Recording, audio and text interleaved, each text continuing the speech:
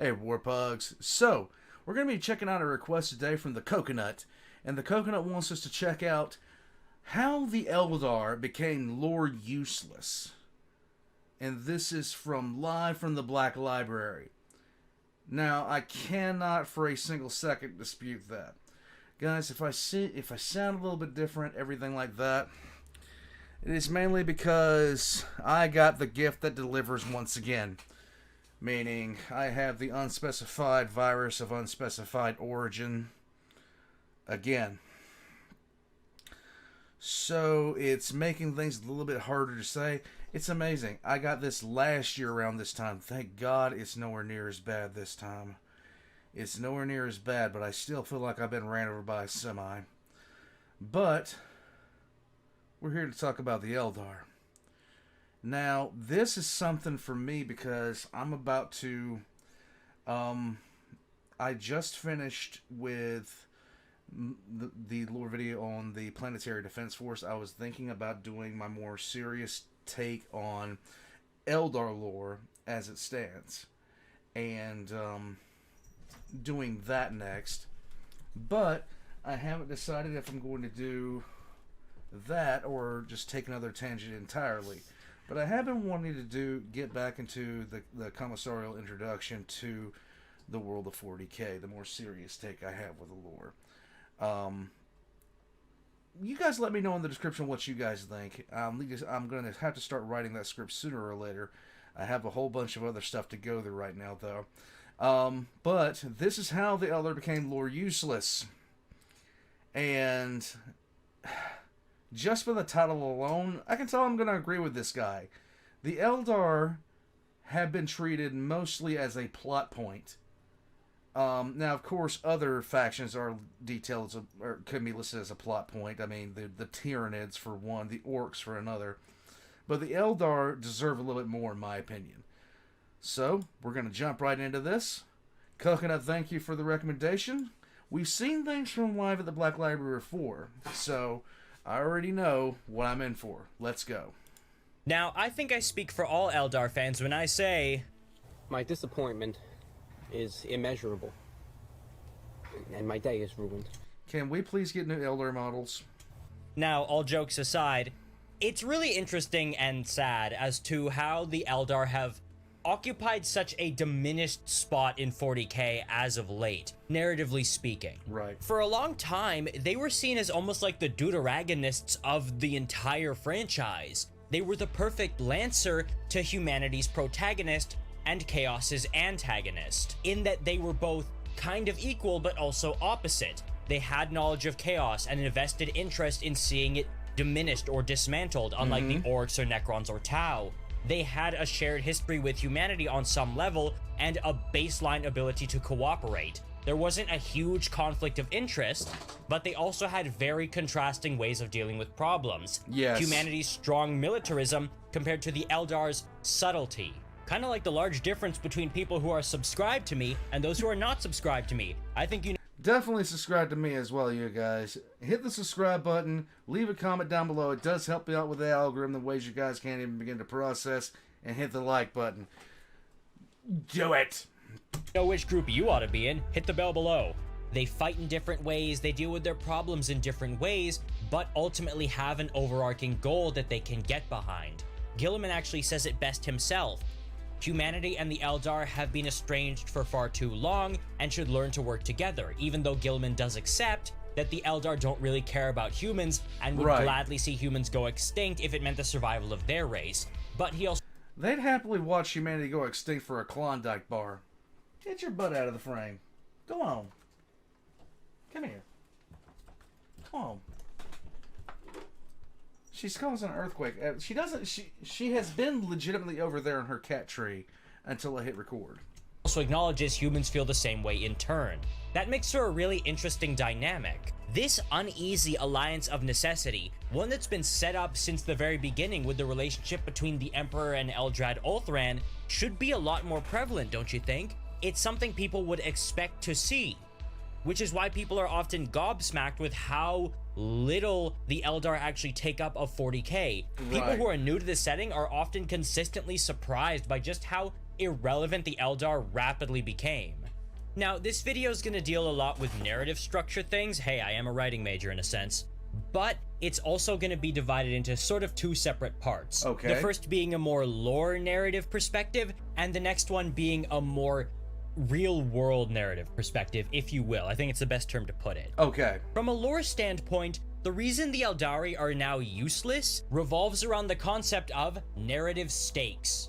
Namely, how do you make them really win in any meaningful way? When you work on an entire book, you want a victory to mean something as opposed to some useless blip on a radar. You want a planet saved. You want some large victory, but Eldar can't really have that. Sure, Right. it can happen from time to time with, say, a craft world protecting a maiden world, or saving itself from destruction, but that can really happen only so many times before it just gets pretty damn old. Hence the problem with Abaddon. Abaddon has failed too many times to be considered a legitimate threat by a reader. I mean, you have to go really far out of your way in the suspension of disbelief department. This guy's been trying for 10,000 years, and their retconning of his attempts over the years didn't help. It only made... Abaddon should have been replaced by someone else. Someone far different. If Sevatar came back, they could replace Abaddon with Sevatar. Huron Blackheart could take Abaddon's place. At this point, it's kind of a needed thing to make Chaos... Well, not really Chaos itself, but Chaos Space Marines and a legitimate threat again, because right now we're just waiting for them to lose. Oh, the Maiden World Savages needed to be protected? Boom, they're protected. Oh, the craft world is saved? Congratulations, it's saved. It's really hard to not make that just the same thing over and over again. Exactly. For Imperial-focused books, you could have it be any number of things threatening a planet. Orcs, Tyranids, Gene Stealers, a general uprising, any number of Chaos Space Marines all going about things their own way, the Dark Gods, and you could have it end in many ways. The planet could be destroyed, Exterminatus could be declared, Right. They could just have to abandon the system and cut their losses, or they might pull out some clutch win. For the Eldar, either a Maiden World dies and that's a big loss for this species, which, if it does happen, makes them seem incompetent, or you can have the craft world survive, because of course it is. There's not that many of them. You can't just throw them away. Right. If you keep putting them in these situations, eventually it stands to reason, why are they even in these situations at all, other than just being bumbling idiots? You know, the one thing they're predicated on not being in any capacity. Which, unfortunately, they've been kind of shoehorned into those situations sometimes, i.e. Eldrad meeting with Fulgrim for some reason, even though it was obvious to anybody with a pulse this guy was having some issues. Because when it comes to Maiden Worlds, yeah, that's one plot point that can get overused, but when it comes to Craft Worlds, you can just leave. Why do you even have to justify them standing and fighting? You can pick up the entire continent-sized civilization and just leave to another end of the galaxy. It would be like if I picked up my city because there was a crisis and moved it to Neptune. Like, when you can just get the fuck out of Dodge that easily, it becomes really hard to justify actual stories or conflicts. Even when the Eldar are fighting alongside humans for whatever reason, you can't have them just show up and say, haha, surprise, the Eldar are here. That's cheap and lazy. What you need is to actually have them set up from the beginning to be invested in whatever's going on. Right. And that takes up a lot of time. Time writing Eldar that could be dealt with in action with Space Marines or Guardsmen. And 40k books at their core are generally speaking action ones aside from a few exceptions. Why am I listening to a bunch of elves bumble around and politic when I could be listening to Space Marines fighting for their lives? And people joke about bolter porn and complain about it quite a bit, but that's what 40k is. You can buy some chili at Tim Hortons, but be realistic. You're there for coffee and donuts. Like, don't kid yourself. Or like, maybe a bagel. It's on the menu, that's for sure, but be realistic. How much of it is there really gonna be? Just from like the sense of it. The Eldar are meant to be a dying race in a harsh galaxy. Right. So how do you have them either A, keep winning, or B, keep losing and still not seem extinct? Because on one hand, if they keep winning, it's how are they even going extinct? On the other hand, Right. how are they still alive? Now for some compare and contrast, let's really compare the Eldar to their equivalent in basically every other setting. Actual fantasy elves. Because they have a lot of those same traits. They're majestic, they're above it all, but they're also an in-decline race usually. Here's the True. thing. The reason those elves get consistently drawn into conflict and not the Eldar is because 9 times out of 10, elves in fantasy settings have nowhere else to go. Right. You have nowhere to run to. Your sacred forests are basically run down. Whatever old remnants of great civilization you once had are gone. Right. There's nowhere to run to, and all you can do is stand and fight. That's why elves in fantasy settings get invested. And the smaller scope of those settings lets elves do their thing without it really either seeming inconsequential or too outlandish to really be reasonable. But Right. again, as previously stated, with the Eldar, since they can just pick up their craft world and leave, it feels like a horror movie with a haunted house where you're just screaming at the screen, just move away. And that's not to mention the Eldar that live in the Webway or in the impenetrable hell city of Komorra. How do you Right. justify them getting involved in things? Yeah, Harlequins bounce around here and there, but the Drukhari, aside from raiding, have very little reason to leave, aside from the Black Throne initiative in the Watchers of the Throne series that's been going on. And raiding. And the fact they have to raid to keep themselves alive. Do not get me started on my hatred for the Ynnari. That faction was fucked from the word go and was an absolute mistake from the beginning. Yvrain should have just died after resurrecting Gilliman. I think it would have been better if I'm being honest. But because I like you people as much as I do, I will spare you that for this video so this one doesn't become like half an hour long, and there will be a separate video later on, hopefully to explain why nothing was ever going to happen with the Ynnari and why they can basically be written off altogether. Yeah. So if the Ynnari wins, Slaanesh is gone. Or vastly depleted. That's not going to happen anytime soon, okay? It's just not going to happen unless they end times the setting. Which, considering what happened the last time they end times the setting, please, for the love of God, no. Now, putting aside the more lore-centric analysis of how the Eldar really fell off, and no, there isn't a better phrase than fell off in my opinion, let's look more towards the real-world aspects of narrative writing. In the early days, it wasn't that uncommon to see humans and Eldar working directly side by side, for better or for worse. And when I say early days, I mean really early days. Like in the 90s and early 2000s. Some of those first 40k books had Eldar in that Lancer Deuteragonist position. Now, we can talk about how good those books were all we want, but the fact is they were there. And in my opinion, the golden age of Eldar books and writing did come around 2017. There were a lot of really good novellas and short stories, such as Traitor's Gorge, The Last Hunt, and those Titan Comics series that featured Harlequins fighting alongside and against Dark Angels. But the thing is, they're always secondary in these books. They're always either fighting alongside Space Marines or fighting against them as antagonists. Very, very rarely are Eldar the mainliners in their own books. There's like a handful of examples of that. And most of them, in recent years, have just been short stories by an author named J.C. Stern, who's probably the only hope for the Eldar, narratively speaking. He is an excellent writer. His works are very good. Go check out some of his short stories like Wraithflight or some of his Dark Eldar short stories. I haven't had a chance. All that in mind, why have Eldar just slipped into the backline so hard? And I think a big part of that comes from the fact that most people don't realize Eldar are actually really hard to write.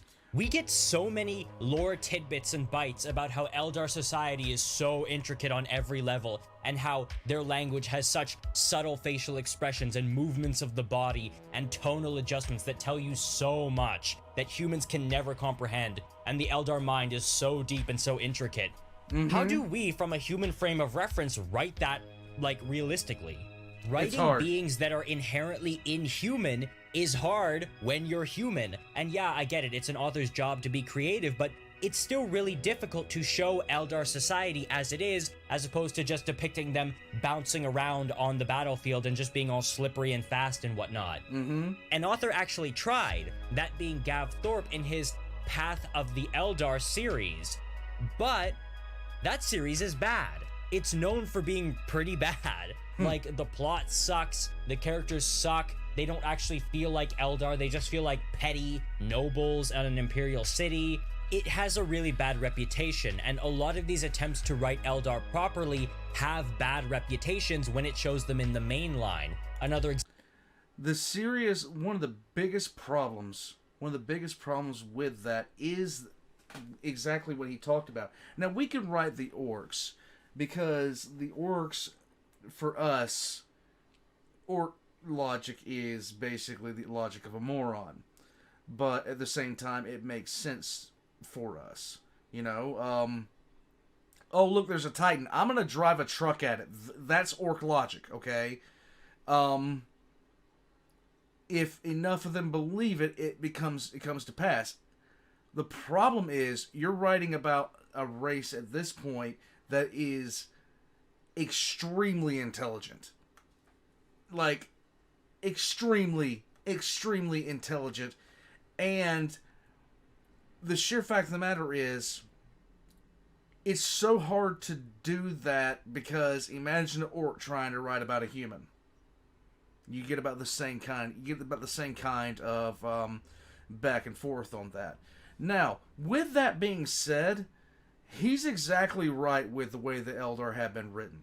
Because half the time the Eldar are written about is so gobsmackingly stupid. It blows my mind. It irritates me more than anything. Example being the works of fucking C.S. Gatto, one of the worst authors in Black Library history. And again, I think that's why very few authors try to tackle writing Eldar properly. They're really cool in concept, but are synonymous with these series that absolutely flopped.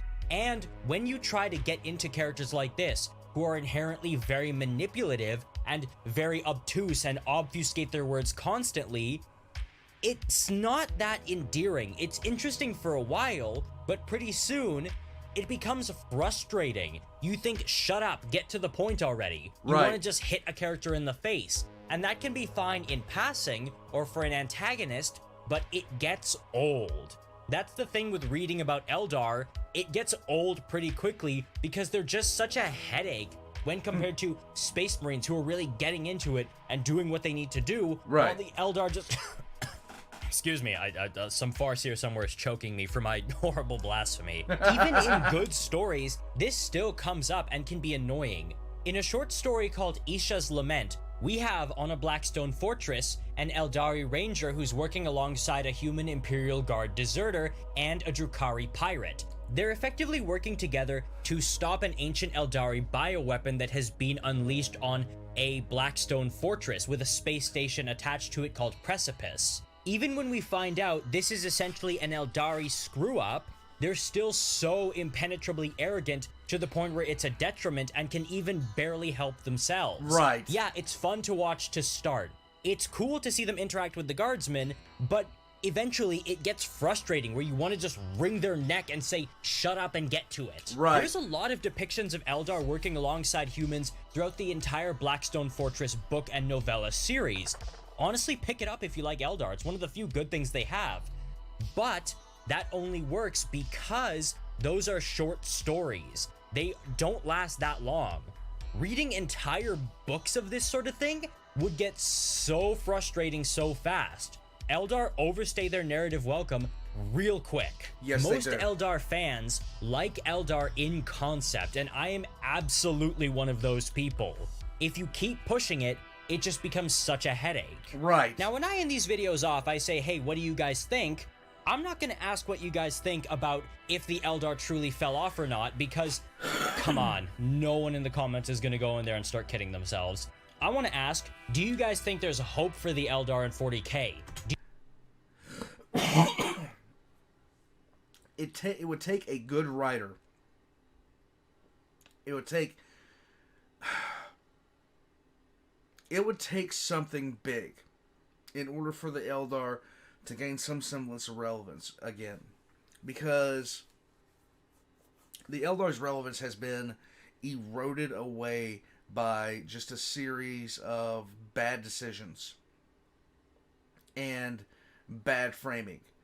simply because they needed a plot point to happen. They brought in the Eldar. I'll talk about it after we Do finish you think this. they can regain that spot of narrative prominence that they once held and become relevant again? Or do you believe this is the end of the line, they're just gonna fade into the background of 40k and not really do all that much again to begin with? Let me know in the comments below, and Kegrak willing, I will see you in the next video. Okay, so and if you haven't read The End of the Death yet, if you haven't read the most recent book of the Siege of Terror series, a bunch of Eldar get together to watch Dance by the Harlequins. And I don't know where this was going, but it just wound up being this whole pretentious... It was so... It got annoying to basically go through. Because you got a room full of Eldar, and all of them are convinced they're the smartest thing in the room. And that's the problem with writing Eldar right now. People that are writing Eldar. The Eldar are consistently written as if this person from this faction and everybody in that faction believes that that person is the smartest person in the room, and they're all over the place. It's consistent all across the board with very little understanding, and for a species that's supposed to be as enlightened as the Eldar are, it does become a serious, serious problem. Especially when it happens on repeat. I go back to the Eldar meeting with Fulgrim. The reason the Eldar met with sorry, not Eldar. The reason the Eldrad met with Fulgrim is simple. At the end of the day, what it broke down to was Fulgrim was passing by Maiden Worlds and not colonizing them and not doing anything to them. So Eldrad just assumed that he was enlightened. Just assumed it and then went from there. No other research other than that was done. My head was pounding in that book because I was just reading that. I was like, okay, let's get past it. Let's just get past it. Let's just get past it because... damn, here we go again. I desperately want the Eldar to be written in such... The Eldar are just one of those things, just like Alfarius and the Alpha Legion, just like Perturabo. If they're not in the right hands, it's going to be awful. If they're not in the right hands, it's going to be absolutely awful. But the problem is, with Black Library having the amount of writers that it does, having to cover the same amount of subjects, you're going to have that one good writer, like for me, for Perturabo, you're going to have that one writer that when they write Perturabo, you can feel the actual, cynical bitterness and, barely restrained anger, that smoldering, resentment just pouring through the character. And then you get another writer that gets him, and he just basically sounds like a petulant man-child. The Eldar need a person that can write the Eldar the same way a good writer can write Perturabo. And if they don't have... The way that Perturabo left Terra was absolutely pitch perfect for me. The reason that he left was pitch perfect. Because his first captain came in and said, Mortarian's taking your spot. The first captain of the Iron Warriors, one of the members of the Trident came in, said the first Mortarian's going to be taking your position. You're one on the front lines. This, that. And he basically just... looked back at his Trident member. He was like, "That's how it is. okay, we're leaving. We're done. We're finished. We're finished here. And the one he was talking to was just stunned. And he was like, wait, what? And Pertrab was like, no, this is stupid. This is stupid. I'm dealing with a bunch of idiots. I've already betrayed my word to one group. I'm done with this. I'm finished. We're leaving. This is... He just basically said, this is absolutely pointless. I've done what I came here to do.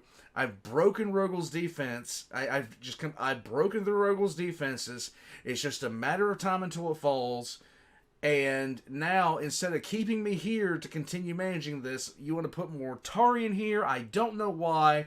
I'm done with this. We're leaving. And they just packed up and left. And it was so pitch perfect. Just the guy got absolutely fed up and just... He didn't throw a fit. He didn't throw a tantrum. He didn't say anything or do anything. He just was like, we are done. We are gone. The Eldar needs something like that. Past that, War Pugs, live from the Black Library. Definitely sub to them if you enjoyed this. He's an Eldar fanboy. We can get over that. We can get over that. We need them eventually. We'll kill them last. We'll kill the Eldar last. It'll be fine. War Pugs, hit the like button on this video. Subscribe. Leave a comment down below. All links are going to be in the description down below. And hopefully, I'll be over COVID soon. Next time.